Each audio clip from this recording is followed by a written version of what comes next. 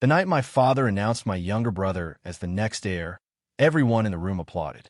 I was the only one who didn't. Not because I was angry, not because I had lost, and certainly not because I wanted the seat he had just given away. I simply looked across the long dining table at my brother, Adrian, and realized something that frightened me more than losing my family's empire ever could. They had never understood what I was capable of building without them. My father's hand rested proudly on Adrian's shoulder. From this day forward, he said, his voice carrying through the marble hall, Adrian will be prepared to inherit the Veil Group. Glasses rose around the table. My mother smiled. My aunt applauded. Even the board members invited to dinner stood to congratulate him. Adrian looked at me. For one brief second, there was uncertainty in his eyes. Then he smiled. You don't mind, do you? I set down my glass. No.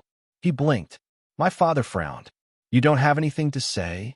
I looked at the man who had spent 27 years teaching me that loyalty meant enduring everything quietly. Congratulations, Adrian. That was all. My father seemed almost disappointed by my answer. He had expected an argument. Perhaps he had expected me to remind everyone that I had worked beside him since I was 17, that I had turned around the company's failing logistics division, that I had spent 3 years traveling between warehouses while Adrian studied abroad, that I had personally negotiated contracts that had saved the company millions. But I said nothing, because there was a strange freedom in realizing you were no longer obligated to prove your worth to people determined not to see it. My father lifted his glass. Good. Then there will be no unpleasantness between brothers. I almost laughed. There had already been unpleasantness. They just hadn't called it that. They called it family. The first time I understood my place in that family, I was 19. I had come home from university early because my father had suffered a minor heart problem. I found him in his study, surrounded by financial reports. He looked exhausted. You shouldn't be working, I told him. He glanced up. Someone has to. I sat beside him. Then let me help. He stared at me for a long moment before handing me a folder. That night, we worked until 3 in the morning. It became a habit. Whenever the company faced trouble, I was there. Whenever Adrian needed something, I was there. Whenever my mother called and said, Your father needs you, I went. I thought that was what being the eldest son meant. You carried the weight quietly so everyone else could stand comfortably. Years later, I finally understood that some families don't confuse sacrifice with love. They confuse it with obligation. And once people become accustomed to your sacrifice, they stop seeing it as sacrifice at all. They see it as your duty. The next morning, I walked into the Veil Group headquarters expecting nothing to change. But everything had changed. My access card still worked. My office still carried my name. My employees still greeted me respectfully. Yet when I entered the executive floor, the atmosphere was different. 2 directors stopped talking when they saw me. My cousin Ethan looked away, and Adrian's assistant approached me with an awkward smile. Your father wants you in conference room 3. I nodded. Inside, my father sat with Adrian and 3 senior executives. There was a folder on the table. My father didn't ask me to sit. Your role will be changing. I looked at him. Ow. Adrian needs room to learn. So, you'll transfer the logistics division to him. I stared at the folder. The division I had built from almost nothing. The division that had become the most profitable part of the company. You want me to hand it over? My father sighed. Don't make this emotional. That sentence hurt more than the order itself. Because I wasn't being emotional. I was being erased. Adrian leaned forward. I don't want to take anything from you. I looked at him. Then don't. His expression hardened. For the first time, the smile disappeared. My father spoke sharply. Enough. Adrian is your brother. I nodded. Exactly. The room went quiet. I opened the folder. The transfer documents were already prepared. They had planned everything before asking me. I signed. My father looked surprised. That's it. I placed the pen down. You said he needs room to learn. I stood. Let him learn. As I walked out, I heard Adrian say, quietly behind me, Why is he acting like this? I stopped for half a second. Then I continued walking. Because the truth was simple. I wasn't acting like anything. I was finally seeing everything clearly. 3 weeks later, the first mistake happened. Adrian changed our main distribution contract. It was a decision I had warned my father against for years. The new supplier offered lower prices but had a terrible delivery record. I knew that. My team knew that. But Adrian wanted to prove he could make decisions without me. So I said nothing. When the first shipment arrived late, the company lost one of its largest clients. The board meeting lasted 4 hours. I wasn't invited. I learned about it from my assistant. Should I prepare the old supplier reports? She asked. No, but they might need them. They chose a new strategy. She hesitated. Are you really not going to help? I looked at the city through my office window. I already did. That afternoon, my father came to see me. He closed the door behind him. You knew this would happen. Yes. Why didn't you warn Adrian? I did. Then why didn't you stop him? I turned around. Because you gave him the authority. My father's face darkened. You're his brother, and you're his father. The silence between us felt heavier than any argument. Finally, he said, family doesn't stand by and watch someone fail. I smiled sadly. No, family shouldn't. He stared at me. Then why are you doing this?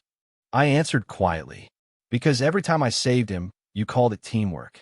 Every time I corrected him, you called it jealousy. Every time I succeeded, you said I was only protecting my position. My father didn't respond. I continued. So I stopped. He looked away. For a moment, I thought he understood. I was wrong. 2 days later, my position was reduced again. My father announced that I would become a strategic advisor with no operational authority. Adrian would oversee the company. I would report to him, my younger brother, the same boy I had once carried home on my back after he fell from a bicycle. I remember that day suddenly. He had been crying. I had scraped my own knee badly, but I ignored it because he was bleeding. Don't tell Dad, Adrian had whispered. What? He'll be angry. I had laughed. Then I'll take the blame. He had looked at me like I was his hero. You're the best brother. I remembered believing him. That memory hurt more than the boardroom ever could. I signed the new employment agreement. My father looked relieved. You're making the mature choice. I nodded. But that night, I went home and opened a drawer I had rarely touched. Inside was an old notebook. Its pages were filled with sketches, numbers, supply routes, warehouse designs, and business models. I had been working on something for years. Something I had never shown my family. Not because I wanted to betray them. Because I wanted one thing that belonged only to me. At 19, while working beside my father, I had noticed a problem nobody in the company cared about. Small manufacturers were losing enormous amounts of money because they couldn't afford efficient distribution networks. Large corporations had warehouses everywhere. Small businesses had almost nothing. I had spent years designing a different system. Regional fulfillment centers, shared logistics, predictive inventory, affordable delivery for small manufacturers. I had built the concept quietly. Then I had started testing it with 3 small companies outside the family business. They had grown, so had the system, and now it was ready. My phone rang. It was a woman named Clara Bennett. She had been one of the first people to believe in my idea. Daniel? Yes. Are you sitting down? I smiled. Should I be? We just received the investment offer. I went silent. How much? Enough to launch nationally. I closed my eyes. For years, I had thought I was building a side project. I suddenly realized I had been building something much bigger. Something independent. Something that didn't need my father's name. Clara's voice softened. Daniel, there's something else. What?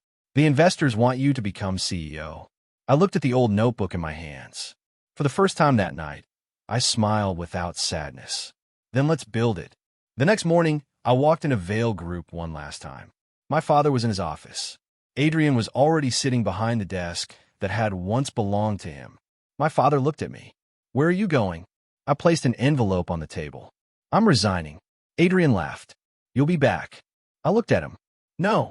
My father stood. Daniel, don't be dramatic. I'm not. You've spent your whole life here. I nodded. I know. Then why leave? I looked around the office. At the photographs. At the awards. At the family portraits. Then I answered the only way I knew how. Because I finally want to find out who I am when I'm not your son. Nobody spoke. I turned toward the door. Behind me, my father said quietly, You'll regret this. I stopped. For years, those words would have terrified me. That day, they didn't. I looked back. Maybe. Then I walked away. I had no idea that within a year, the company I was leaving behind would begin seeing my name everywhere. And they had no idea that the kingdom I had been building in silence was already standing at their gates. The first 6 months after I left Veil Group were harder than I had expected. Not because I missed the company. I missed the people. There was a difference. I missed the warehouse supervisors who used to call me when a truck broke down at 2 in the morning. I missed the drivers who knew my coffee order. I missed the young analysts who stayed late because they believed their work mattered. But I didn't miss the boardroom. I didn't miss being measured against Adrian. And I definitely didn't miss waiting for my father's approval. Our new company was called Northstar Logistics. Clara had chosen the name. It's about direction, she told me during our first meeting in a rented office above a mechanic's workshop. I laughed. We don't even have enough money for proper desks. She smiled. Then we'll build a company before we build an office. That became our philosophy. We started with 11 employees, 3 engineers, 4 logistics coordinators, 2 salespeople, Clara, and me. Our first warehouse was barely large enough for the equipment we needed. The roof leaked whenever it rained. The heating system broke twice. One morning, I arrived to find half the floor covered in water. Clara stood there holding a mop. CEO, she said. I looked at the ceiling. You're making this sound more impressive than it is. She pointed at the water. Your kingdom is sinking. I laughed. It was the first genuine laugh I'd had in months. We worked. Every day. There was no family name to open doors. No boardroom waiting for my decision. No father willing to make one phone call for me. If a client rejected us, I called another. If a shipment failed, I went to the warehouse. If payroll was short, I postponed my own salary. I wasn't trying to prove anything anymore. I was simply building something I believed in. Then came our first major breakthrough. A regional furniture manufacturer agreed to let Northstar handle its entire distribution network. It was a small contract compared with Veil Group's business, but it was ours, completely ours. We delivered every shipment on time for 3 months. Then another company signed, then another. By the end of the year, Northstar operated 4 regional facilities. Our 11 employees had become 73, and our small experiment had become a real company. Still, I didn't tell my family. I didn't send announcements. I didn't post photographs. I didn't ask anyone from Veil Group to notice. I had learned something important. When people only value you because of what you can do for them, success becomes another way to remain trapped. I wanted my success to belong to me. One evening, Clara found me sitting alone in the office. You've been staring at that spreadsheet for 20 minutes. I'm thinking about. I looked at the numbers. We're growing too quickly. She sat across from me. That's a strange complaint. It's not a complaint. I leaned back. If we expand too fast, we'll become exactly what I spent years trying to fix. She understood immediately. Too much overhead. Too many layers. Too much ego. I nodded. She smiled. You're still trying to build the company your way. No. I looked around the office. I'm trying to build a company that doesn't need a family to hold it together. She didn't answer. She didn't need to, because that was the truth I had finally discovered. Meanwhile, Veil Group was struggling. I heard about it through industry news. Adrian had made several aggressive acquisitions. Some succeeded. Others didn't. The company remained profitable, but the margins were shrinking.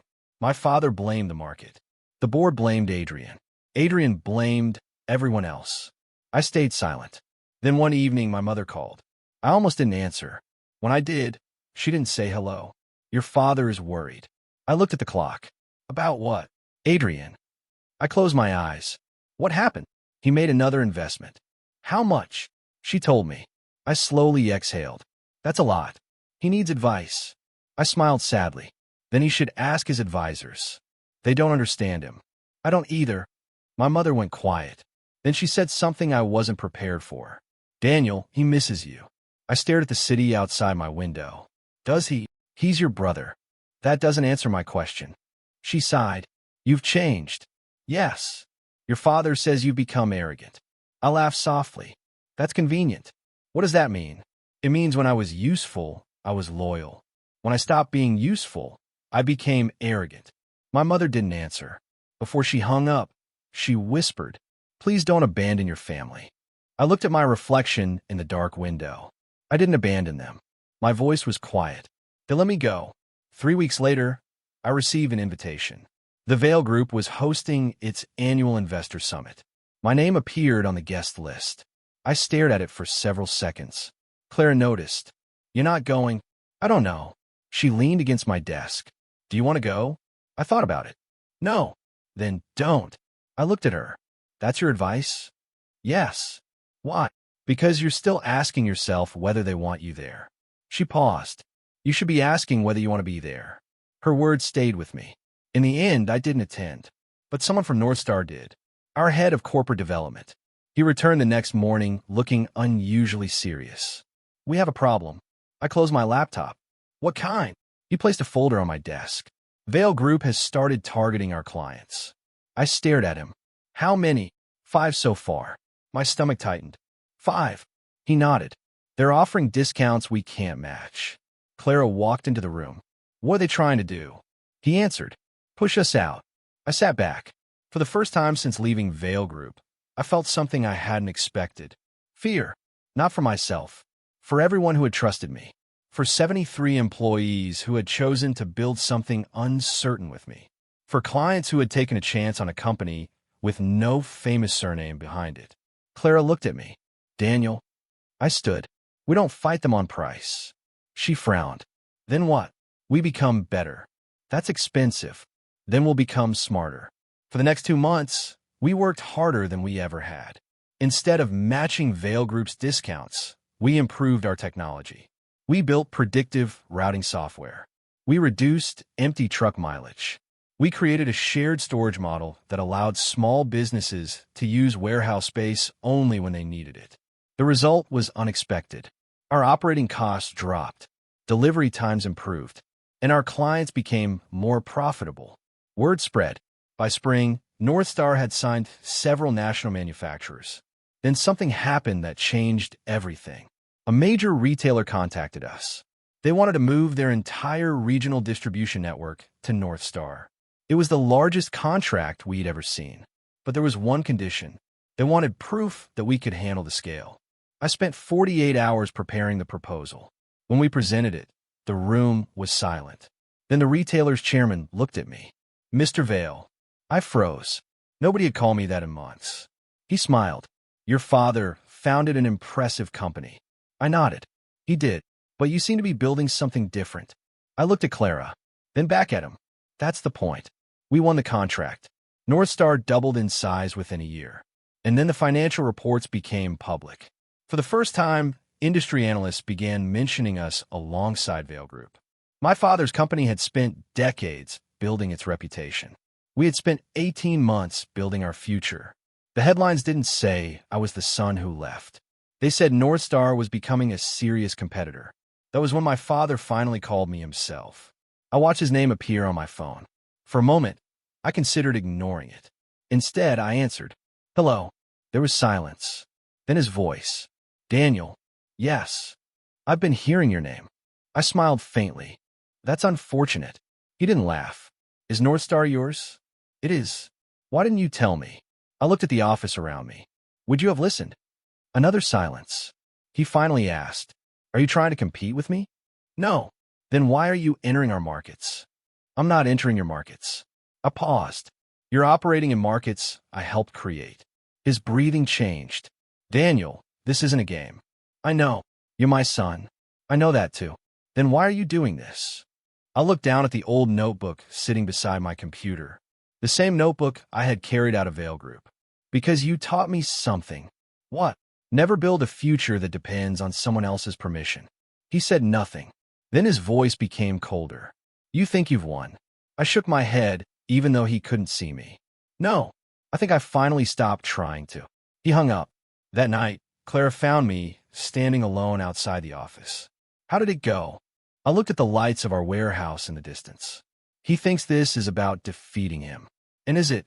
I smiled. "No." I watched our employees loading trucks under the evening lights. "It's about becoming someone I can respect."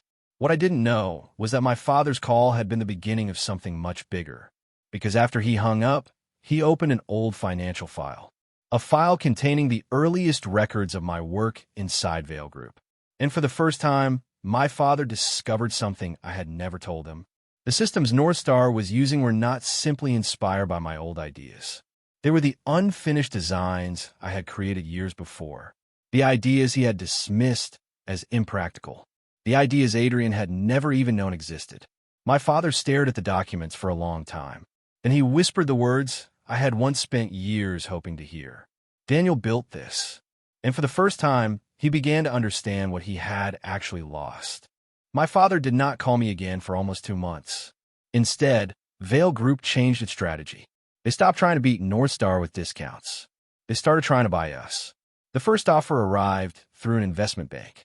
It was generous, very generous. Clara read the proposal twice before looking at me. They want controlling interest. I know. They're offering enough money to retire tomorrow. I smiled. I don't want to retire tomorrow. She closed the folder. I thought so. But the offer bothered me for another reason. The acquisition proposal had been personally approved by my father. He wasn't trying to destroy North Star anymore. He wanted to own it. I declined. A week later, another offer came. This time, it came directly from Adrian. He asked to meet. I agreed. Not because I wanted to return, because I wanted to know what had changed. We met at a quiet restaurant far from both companies. Adrian arrived 10 minutes late. He looked different, not weaker, just tired. He sat across from me. You look good. So do you? He laughed. No, I don't. I said nothing. He looked down at his hands. I used to think you were jealous. Of what? The heir position. I leaned back. Was I? He looked at me. I thought you hated me for getting it. I never wanted it. I know that now. His voice was quiet. That's what makes it worse. I studied him. Why? Because I spent years fighting you for something you didn't even want. I almost smiled. Adrian, you didn't fight me. He frowned. What? You were handed the seat. He looked away. That sentence hurt him. I could see it. For the first time, perhaps, he understood that his victory had never been a victory over me. It had been a victory over an imaginary rival. He reached into his jacket and placed a document on the table. What is this? Your old logistics plans. I recognized them immediately. The original systems I had designed. Adrian had found copies. You kept these? I found them in Dad's archive. He looked embarrassed. I read them. I said nothing. They were brilliant. I stared at him. You never told me that before. I never knew. His eyes met mine. That's the truth. For several seconds, neither of us spoke. Then he said, I want to apologize. I wasn't ready for that. Not because I didn't want an apology. Because I had imagined it so many times that the real thing felt strangely empty. I hurt you, he continued. Yes. I knew you were better at some things than me. I raised an eyebrow. Some. He smiled faintly. Fine. Most things. That made me laugh. It was a small laugh, but it broke something between us. Adrian leaned forward. Come back. The warmth disappeared. I can't. You can. No. We can fix everything. I shook my head. You still don't understand. What? There is nothing to fix. He looked confused. Daniel, I don't want the seat. I know. I don't want your shares. I know. I don't want Dad's approval. His face fell. And I don't want to spend another decade proving I deserve to exist beside you. Adrian swallowed. What do you want? I looked at him. To live my life. He lowered his eyes. Before we left, he asked one final question. Do you hate us? I thought about my childhood. My father's hand on my shoulder. My mother's voice calling me home. Adrian following me everywhere when we were children.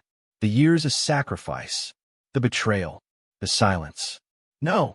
He looked surprised. I used to think I had to forgive you before I could move on. I stood. I was wrong. He looked up. I moved on first. When I left the restaurant, I felt lighter. But the past wasn't finished with us. 2 weeks later, Veil Group's problems became public. An acquisition Adrian had made collapsed. The company was forced to report a major loss. Investors panicked. The board demanded answers. My father defended Adrian. Then something unexpected happened. The board asked for an emergency meeting, and one of the directors proposed something nobody had anticipated. They wanted me back, not as an employee, as an independent strategic partner. My father rejected the idea immediately. Adrian didn't. He simply said, let him decide. That sentence reached me through a reporter. I stared at the message on my phone. For years, they had decided everything for me. Now they were finally asking. I declined, not because I wanted them to suffer, because I had already built the answer to their question. My kingdom was no longer a dream. It was real, and it no longer needed their walls. The next year became the most important year of my life. North Star expanded into 12 regions. We opened our first international facility. Our employee count crossed 1,000. But the number that mattered most to me wasn't revenue. It was the employee retention rate. People stayed. They trusted the company. They believed their work mattered. I had spent my childhood watching people work for my family. Now I understood what leadership actually meant. You didn't demand loyalty. You earned trust. That lesson changed the way I ran everything. I introduced profit sharing for senior employees. We created training programs for warehouse workers. We helped small manufacturers access financing. North Star wasn't perfect. We made mistakes, sometimes expensive ones. But when we made them, I didn't search for someone to blame. I searched for the lesson. Clara noticed the difference. One evening, she came into my office carrying 2 cups of coffee. You know what your biggest problem is? I smiled. Only one. You still think you're responsible for everything. She put the coffee down. You've built a company large enough that you need to trust other people. I looked at her. That's difficult. I know. She sat across from me. You're good at building systems. You're terrible at letting people help you. I laughed. That's unfair. Is it? I didn't answer. She smiled. Thought so. Our relationship had changed slowly. There was no dramatic confession. No sudden romance. Just hundreds of small moments. Coffee after midnight. Arguments over strategy. Quiet dinners after long meetings. She knew when I was worried before I spoke. She knew when I was pretending not to care. And unlike my family, she never asked me to become smaller so she could feel secure. One night, after a difficult board meeting, she said, "You know you don't have to keep proving you're not like your father." I looked at her. What makes you think I do that? Because you work until 2 in the morning. I smiled. That's your evidence? No. She pointed at my desk. It's all of it. I looked down. For years, I had believed ambition was the opposite of pain. It wasn't. Sometimes ambition was simply pain wearing better clothes. Clara reached across the desk. You already won, Daniel. I shook my head. I'm not trying to win. She smiled. Exactly. That was when I realized how much my life had changed. I wasn't building North Star to make Vale Group regret losing me. I was building it because I loved what it could become. Then, one morning, my father appeared on television. Vale Group was announcing a restructuring. The company was selling several non-core divisions. Adrian would remain CEO. My father would step down as chairman. The reporter asked him about the future. He answered, I spent too many years believing inheritance was about blood. I froze. He continued, sometimes the person best prepared to lead is the person who doesn't ask for the seat. The interview ended. Clara walked into my office. You saw it. Yes. What do you think? I looked at the screen. I think he's finally understanding. Understanding what? I turned away. That I wasn't trying to take anything from him. Later that evening, my mother called. Her voice was different. Softer. Your father wants to see you. I closed my eyes. For what? He says there are things he needs to tell you. I hesitated. Is he sick? No. Then I'm not sure. She sighed. Daniel, please. I looked at the city outside. Part of me wanted to refuse. Another part remembered the man who had taught me how to read a balance sheet. The father who had once carried me to bed when I fell asleep at the dining table. The same man who had broken my heart without ever realizing it. Where? At the old house. I agreed. The next evening, I drove there. The house looked smaller than I remembered. The garden where Adrian and I used to race was still there. The old stone steps were still cracked. For a moment, I was 17 again. Then the door opened. My father stood there. He looked older, not defeated, just human. He stepped aside. Come in. I entered. The dining room was empty. No board members. No lawyers. No Adrian. Just us. My father sat down. I owe you an apology. I remained standing. You do. He nodded. I thought giving Adrian the heir position would protect the family. It didn't. No. He looked at his hands. I thought you were strong enough to survive being overlooked. I stared at him. That's not a compliment. I know. He swallowed. I used your strength as an excuse to neglect you. Those words landed harder than I expected. For years, I had wanted him to say them. Now that he finally did, I didn't know what to feel. He opened a drawer and took out an old file. I found this after you left. Inside were my original logistics plans. Every handwritten page, every calculation, every ridiculous sketch I had made as a teenager. My father looked at them. You built the foundation of what North Star became before you were even 30. I nodded. I did. I was proud of Adrian because he wanted my company. He looked at me. I should have been proud of you because you wanted to build your own. The room became silent. Then he asked the question I had expected for years. Can you forgive me? I looked at the man who had once been the center of my world. I already have. His eyes lifted. But I breathed slowly. But forgiveness doesn't mean returning. He nodded. And for the first time, neither of us tried to change the other. We simply sat there. Two people finally understanding each other after years of being too proud, too frightened, or too blind to speak honestly. When I left the house that night, I didn't feel victorious. I felt free. I didn't know that Adrian was waiting outside. He had one final thing to tell me, and this time it would change everything. Adrian was standing beside my car when I stepped outside. His hands were in his coat pockets. He looked nervous. I stopped a few feet away. What happened? He shook his head. Nothing. I almost smiled. You've never been good at lying. He gave a quiet laugh. Neither have you. For a moment, we simply stood there. Then he said, I resigned. I stared at him. What? From Vale Group.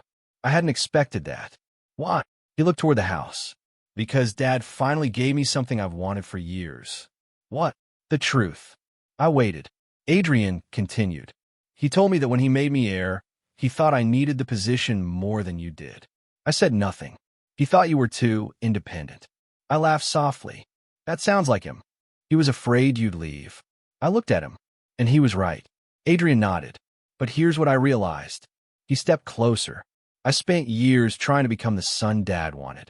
His voice cracked slightly. You spent years trying to become the son he needed. He looked at me, and neither of us became ourselves. That sentence stayed between us. I remember the two of us as children. Adrian had always been more outgoing. I had been quieter. When guests visited, he would tell stories. I would sit beside my father and listen. We were different, but when we were young, that difference didn't matter. Then our father turned those differences into roles. The heir, the responsible son, the ambitious son, the reliable son, the backup. Somewhere along the way, we stopped being brothers. We became competitors in a race neither of us had chosen. Adrian looked down. I hated you for making everything look easy. I frowned. I never thought it was easy. I know that now. He took a breath. When you left, I thought you'd fail. I nodded. I know. I wanted you to. That admission hurt, even though I already knew. But then North Star grew. He smiled sadly, and I realized something. What? You weren't running away from us. He looked straight at me. You were running toward yourself. I didn't answer. He reached into his pocket. It was a small key. He placed it in my hand. What is this? Your old workshop. I stared at him. The one behind the Eastern warehouse? He nodded. You used to work there when we were teenagers. I remembered it. A tiny room filled with broken machines, notebooks, wires, and half-finished ideas. My father had called it my little laboratory. I hadn't seen it in years. Why are you giving me the key? Because Dad wants you to have it. I looked at him. I don't need it. Maybe. He smiled. But I think you deserve one place from home that doesn't come with conditions. That nearly broke me. I looked away. For years, I had convinced myself that leaving meant forgetting. But perhaps leaving didn't require erasing everything. Perhaps it meant deciding what deserved to come with you. I handed the key back. I don't need the workshop. Adrian looked disappointed. Why? Because I've already built another one. He laughed. Of course you have. We stood quietly. Then I asked, what are you going to do now? He shrugged. I don't know. That's the first honest answer you've given me in years. He laughed again. I'm thinking of starting something small. Business? Maybe. Then don't start with money. He raised an eyebrow. Advice? Experience. I looked at him. Build something you actually care about. He nodded slowly. Would you help me? The question surprised me. I considered it. Not as your brother's employee. Fair. Not as your father's son. Fair. Just as someone who wants to see you succeed. Adrian smiled. I'll take that. We shook hands. It felt strange. Two brothers who had spent years competing now standing under the same sky without a scoreboard between us. But the hardest part of my past was still waiting. My mother. She had never openly betrayed me, but she had watched.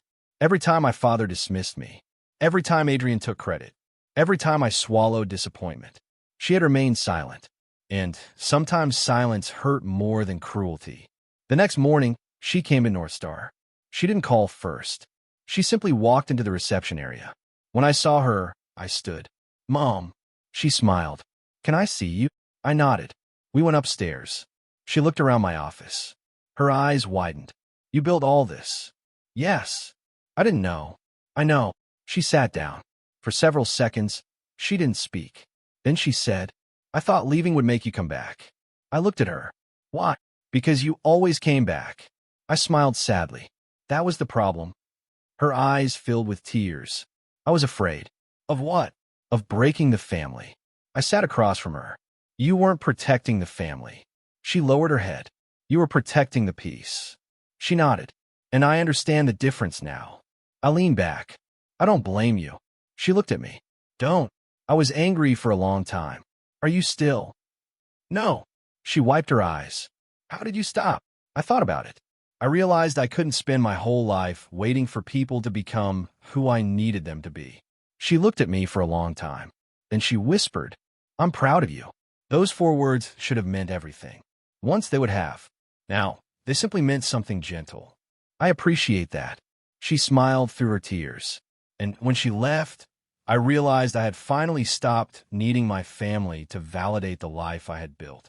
3 months later, North Star received an unexpected request. Vale Group wanted to partner with us. Not acquire us. Not control us. Partner. Their new leadership wanted to use our logistics platform across several of their remaining divisions. The proposal came through Adrian. I read it carefully. Then I called Clara. What do you think? She studied the numbers. It's a good deal. That's not what I asked. She smiled. Do you want to do it? I thought about it. Yes. She raised an eyebrow. Why?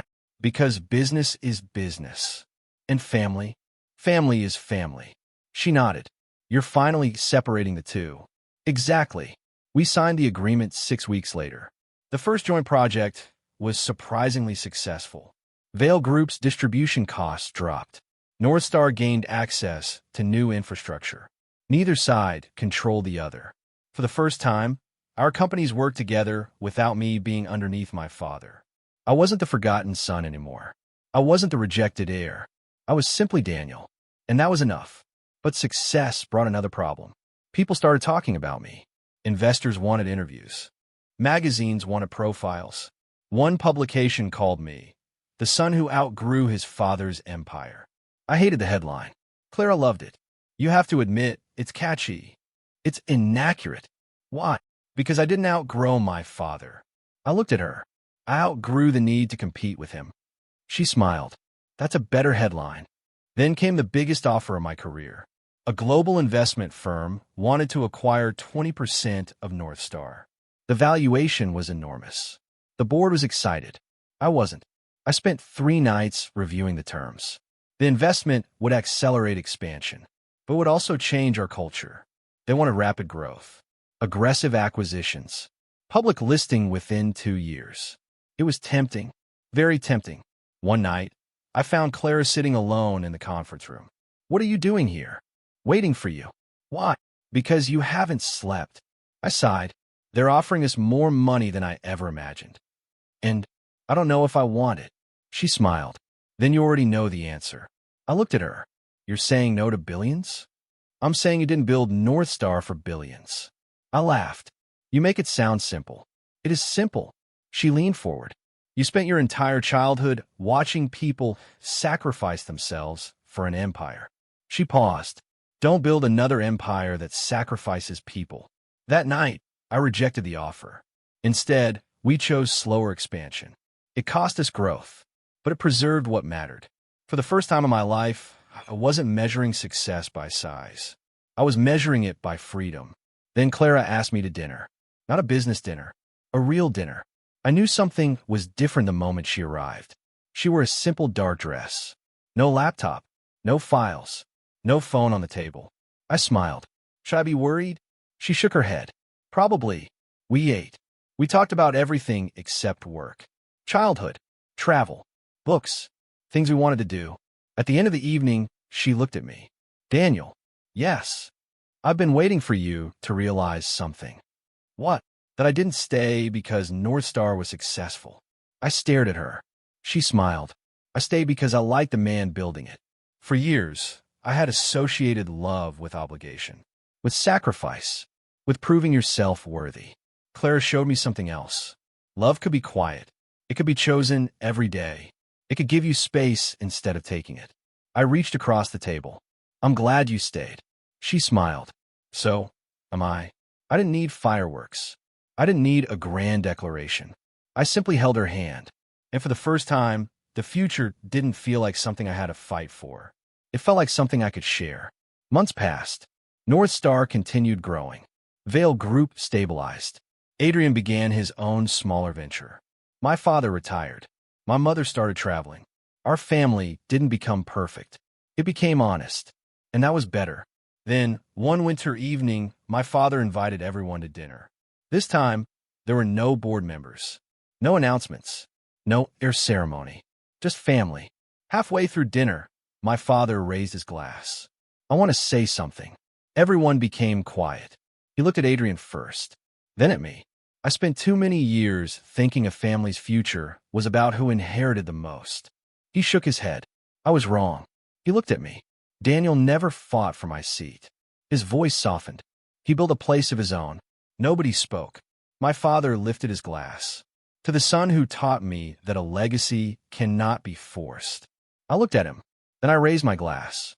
To learning late. Everyone laughed. Even my father.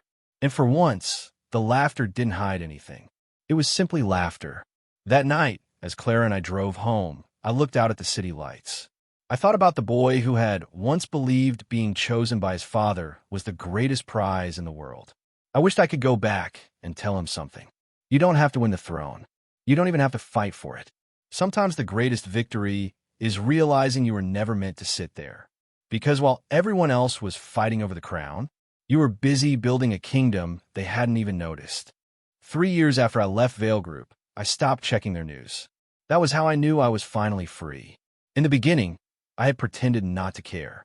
I cared about every headline, every acquisition, every mistake Adrian made, every interview my father gave, every time someone mentioned North Star beside Vale Group. I had told myself I was simply staying informed. The truth was uglier. I was still measuring my life against theirs. Then one morning, I opened my phone and realized I couldn't remember the last time I'd searched for Vale Group. I smiled. I put the phone down and went back to work. North Star had become a global logistics company, but I refused to let its size change the way we treated people. Our employees had become partners. Several of the people who joined me in that tiny warehouse were now running regional divisions. The woman who had once answered customer calls at midnight was now our chief operations officer.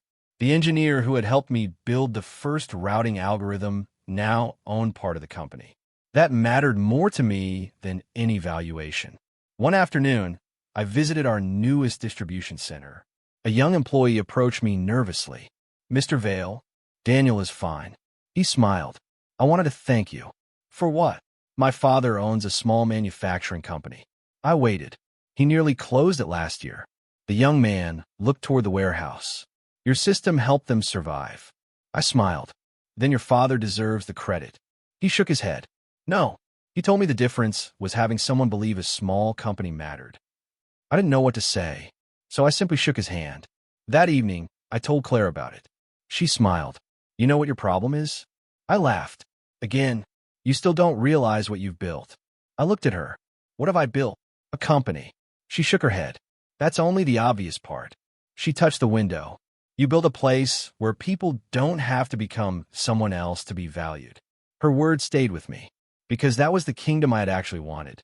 Not buildings, not market share, not power, a place where nobody had to beg to belong. Then the past returned unexpectedly. My father called. His voice was weak. "Daniel." I immediately sat upright. "What happened?" "Nothing serious." "You're lying." He laughed quietly, still stubborn, still avoiding the question. There was a pause. Then he said, "I've decided to sell my remaining shares." I was surprised. "Why?" "I don't want Vale Group to depend on the Vale family anymore." I understood. He had finally learned a lesson I had learned years earlier. He wanted the company to stand without us. "That's probably wise." He hesitated. "There's one thing I need from you." "What?" "I want you to buy them." I stared at the wall.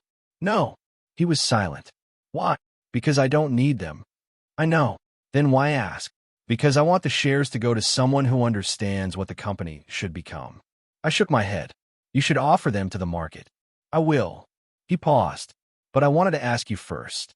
I appreciated that, more than he probably realized. "I won't buy them." "That's okay." His voice sounded strangely relieved. "I think I finally understand." "Understand what?" "You never wanted my company." I smiled. "No. You wanted yours." I looked out the window. "Yes." We ended the call peacefully. A month later, my father officially retired for business. There was no grand ceremony, no dramatic speech, just a quiet announcement. Adrian had already built his own company, smaller than Vale Group, but profitable. He called me that evening. "I think Dad is finally happy." "Good. Are you?" I looked toward the garden outside my house. Clara was there, watering plants. "Yes." "Really?" I smiled. "Really?" Adrian laughed. "I never thought I'd hear you say that." "Neither did I." We talked for almost an hour. Not about business. Not about inheritance. Just life. When the call ended, I realized something. My brother and I had finally become brothers again. Not competitors. Not heirs. Not rivals. Brothers. And somehow, that meant more to me than winning anything ever had. The biggest surprise came 6 months later. Northstar was invited to participate in a national initiative supporting small manufacturers. The government wanted private companies to help modernize regional supply chains. We agreed. I traveled to several rural industrial towns. I met factory owners, workers, families, young entrepreneurs, people who reminded me of the reason I had started Northstar. One evening, after a long meeting, an elderly factory owner stopped me outside. "You are Daniel Vale?" "Yes." He shook my hand. "I knew your father." I smiled politely. "He built a powerful company." "He did." The man looked at me. "But you built something different." I asked, "How?" He smiled. "Your father built an empire." He pointed toward the small factory behind him. "You built bridges." That sentence stayed with me, because for years I had thought I was building a kingdom. Maybe I had been wrong. A kingdom was about power. What I had built was about connection. The realization changed what I wanted to do next. I created the Northstar Foundation. Its purpose was simple: help small manufacturers survive long enough to become large enough to stand on their own. We funded training, technology, equipment, scholarships for workers' children, business education. I didn't announce it dramatically. We simply started, and something unexpected happened. People from Vale Group began contributing. Then Adrian joined the foundation's board. Then my mother. Eventually, even my father. Our family was working together again. But this time, nobody was forced into a role. Nobody was competing for a chair. Nobody was trying to prove who deserved the crown. We were simply doing something useful. One night, after a foundation meeting, my father stayed behind. He looked around the room. "You know what I regret?" I smiled. "That could be a long list." He laughed. "Fair." Then his expression became serious. "I regret teaching you that being strong meant never needing anyone." I looked at him. I believed it for a while. "I know." He sat down. "Your mother told me something." "What?" "She said you forgive people too easily." I raised an eyebrow. "She thinks that. She says you forgive them, but never let them hurt you twice." I smiled. "That sounds about right." My father nodded. "That's wisdom." "No." I looked at him. "That's exhaustion." He laughed. Then he reached into his pocket. He pulled out a photograph. It was old. Very old. It showed Adrian and me as children standing beside my father. I was holding a toy truck. Adrian was holding a plastic crown. My father looked at it. I used to think this picture represented our future. I smiled. It represented 2 children. He looked at me. I wish I'd remembered that. I didn't know what to say, so I simply placed my hand over his. He squeezed it. No apology was necessary. Some things had already been said. Some wounds never disappeared completely. They simply stopped controlling you. Later that night, I returned home. Clara was waiting. She handed me a cup of tea. How was it? Good. She studied my face. Something happened. I nodded. My father gave me an old photograph. She smiled. Did you cry? No. She raised an eyebrow. A little. She laughed. He sat beside her. For a while, neither of us spoke. Then she rested her head against my shoulder. You know, she said, when we met, I thought you were going to work yourself to death. I almost did. Why? I thought about it. Because I believed if I stopped moving, I'd have to feel everything. She looked up. And now? I smiled. Now I know I can stop. That was perhaps the greatest change of all. I no longer needed noise. I no longer needed victory. I no longer needed someone from my past to regret losing me. I had built a life I didn't want to escape from. A few weeks later, I stood on the balcony of our home with Clara beside me. The city stretched beneath us. She held my hand. What are you thinking? I looked at the lights. About the night I left Vale Group. You were scared. Very. What if you had stayed? I smiled. Then North Star wouldn't exist. And would that have been so terrible? I thought about it. It would have been a different life. Do you regret it? I turned toward her. No. She smiled. Good. I kissed her forehead. For years, I had believed leaving meant losing. I had been wrong. Sometimes leaving is the first time you choose yourself. Sometimes being overlooked is painful only because you haven't yet discovered where you belong. And sometimes the seat everyone fights for isn't the throne you were meant to have. My father once offered me a kingdom. It came with his name, his rules, his expectations, his approval. I walked away, and while everyone watched to see whether I would return, I built something else, something that belonged to me, something that gave other people a place to stand, something that didn't require a crown. And when I finally looked back at the throne I had once been expected to inherit, I felt nothing but gratitude. Not because I had lost it, but because losing it had given me the chance to find myself. 5 years after I walked away from Vale Group, my father asked me to stand beside him on a stage. There were nearly 2,000 people in the hall. Investors, employees, manufacturers, founders, people from both North Star and Vale Group. I looked at my father. You want me up there? He smiled. I do. Why? He glanced toward the stage. Because I spent too many years believing legacy was something you inherited. He paused. Tonight, I want to talk about what you built. I almost refused. Not because I was angry. Because I no longer needed recognition. But Clara squeezed my hand. Go. I looked at her. Why?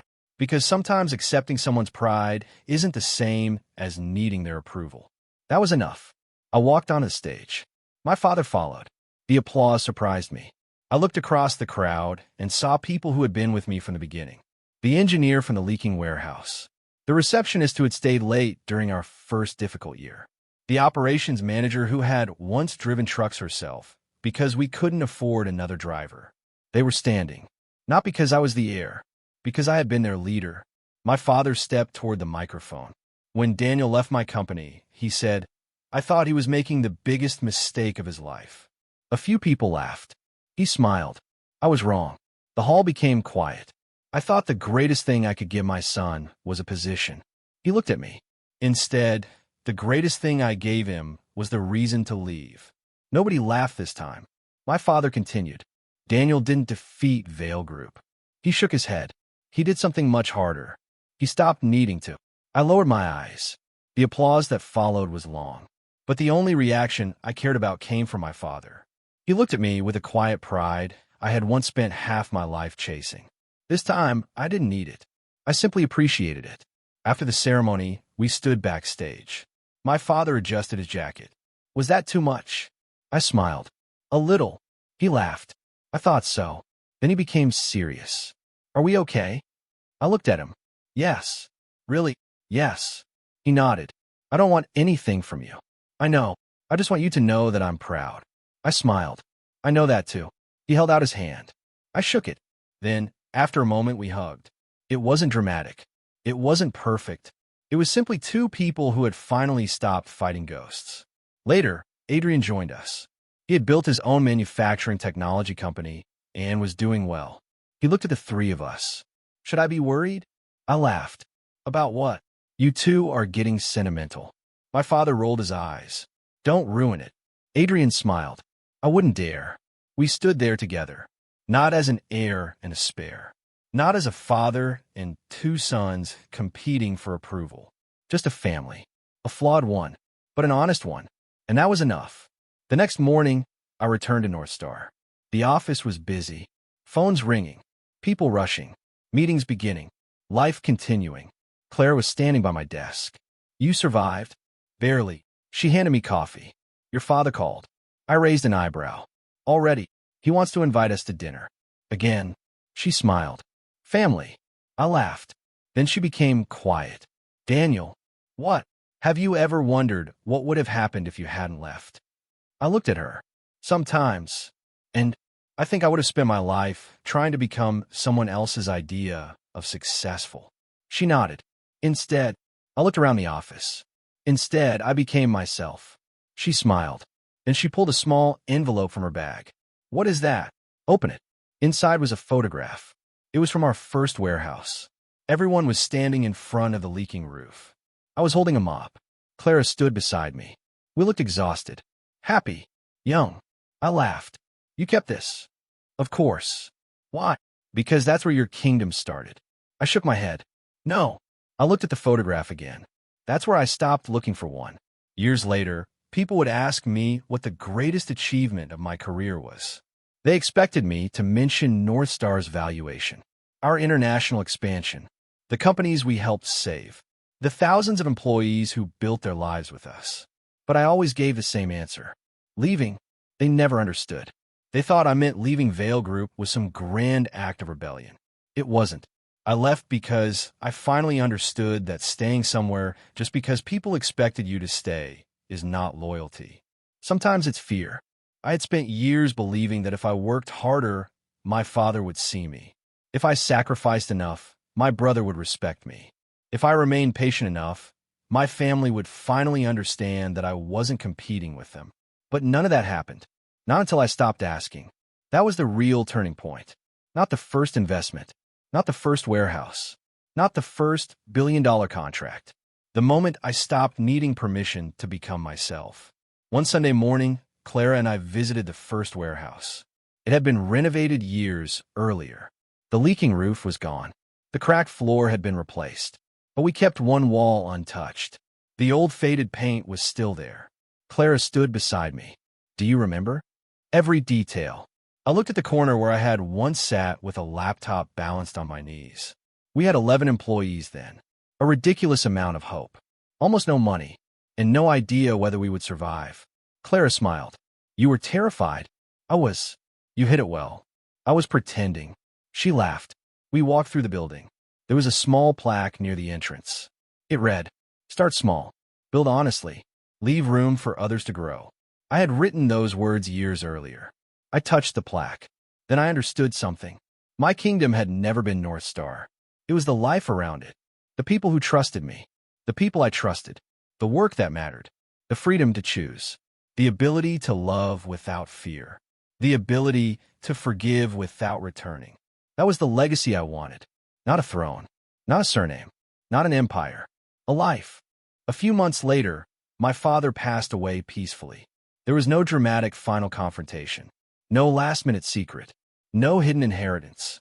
He left behind letters for each of us. Mine was short. I opened it alone. His handwriting was shaky. He wrote, You were never the son who lost the throne. You were the son who realized he didn't need one. I read those lines twice. Then I folded the letter. I cried. Not because I wanted the throne. Because I finally understood how much time we had both wasted believing I did. At the funeral, Adrian stood beside me. For a long time, neither of us spoke. Then he said, You would have liked what you built. I nodded. I think so. He looked toward the cemetery. Do you think he was proud? I answered honestly, Yes. Then I added, But I don't need that anymore. Adrian smiled. Good. We stood together. For once, there was no competition between us. Only memory. Only family. Only peace. After the funeral, life continued. North Star continued to grow. Adrian's company expanded. My mother traveled whenever she could. Clara and I eventually married in a small ceremony. There were no business leaders, no press, no enormous ballroom, just family, friends, and the people who had walked with us through the years. Before the ceremony began, Clara took my hand. Nervous, terrified. She smiled. Good. Why good? Because this time, you're choosing the future. I looked at her. I already did. She kissed me. And when I stood beside her, I realized something I had never understood as a younger man. The greatest victory isn't making the people who rejected you regret it. It's reaching a point where their regret no longer matters. My father once believed the heir's seat was the most important thing he could give me. My brother once believed taking that seat meant defeating me. I once believed losing it meant losing my place in the family. We were all wrong. The seat was only a chair. The title was only a title. The real question was what I would build after walking away. I built a company, then another kind of family, then a life. A life where I didn't have to earn love by sacrificing myself. A life where people stayed because they wanted to. A life where success didn't require me to become cold. And perhaps that was the kingdom I had been building all along. Not a kingdom made of buildings. Not one protected by armies. Not one inherited through blood. A kingdom made of choices, of trust, of purpose, of people, of peace. Sometimes, when I return to the old Vale estate, I still walk past the room where my father announced Adrian as heir. I remember the applause. I remember the silence inside me. I remember how everyone expected me to fight. And I remember the decision I made instead. I didn't fight. I didn't beg. I didn't threaten. I didn't destroy anything. I simply left. At the time, everyone thought I had lost. Years later, they finally understood. I had never been fighting for their throne. I had been building my own world. And the moment I stopped asking them to give me a place in theirs, I became free to create one where I already belonged. That was my victory. Not that they regretted losing me. Not that my company became bigger. Not even that my father finally understood. My victory was waking up one morning and realizing I no longer needed anyone from my past to tell me that I was enough. I already knew, and that was more valuable than any crown they could have given me.